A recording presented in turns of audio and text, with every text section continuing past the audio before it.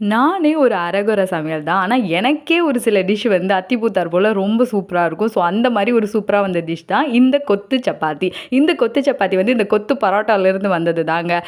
செம்ம டேஸ்ட்டா இருக்கு. எனக்கே அரகுர சமையல் எனக்கே இவ்வளோ டேஸ்ட்டா இருக்குன்னா, நீங்கலாம் கண்டிப்பா நல்லா சமைப்பீங்க. ஸோ, உங்களுக்குலாம் கண்டிப்பா ரொம்ப சூப்பரா வரும். இப்படி செஞ்சு மட்டும் குடுத்துட்டீங்கன்னு வச்சுக்கோங்களேன், உங்க பிள்ளைங்க அப்படியே உங்கள கொஞ்சி தள்ளிடுவாங்க. ஏன்னா, இது அந்த அளவுக்கு சூப்பரா இருக்கும். ஸோ, இத செய்முறை எப்படி பார்த்தீங்கன்னா, ஆஸ் யூசுவல் வெங்காயம், தக்காளிய கட் பண்ணி வச்சுக்கோங்க. சப்பாத்திய நான் ரோல் பண்ணி கட் பண்ணி வச்சுக்கிட்டேன்ல, அந்த மாரி கட் பண்ணி வச்சுக்கோங்க. அப்புறம் ஒரு பாத்திரத்த எடுத்து கோகோனட் ஆயில் போட்டுக்கங்க.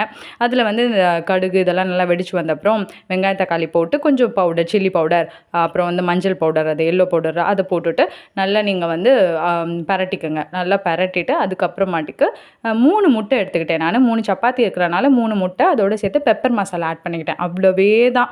இத செஞ்சு நல்லா கிளறி விட்டு எடுத்தா மட்டும் போதும். செம்ம டேஸ்ட்டா இருக்கு. ஸோ கண்டிப்பா நீங்களும் ட்ரை பண்ணி பார்த்துட்டு எப்படி இருக்குன்னு சொல்லுங்க.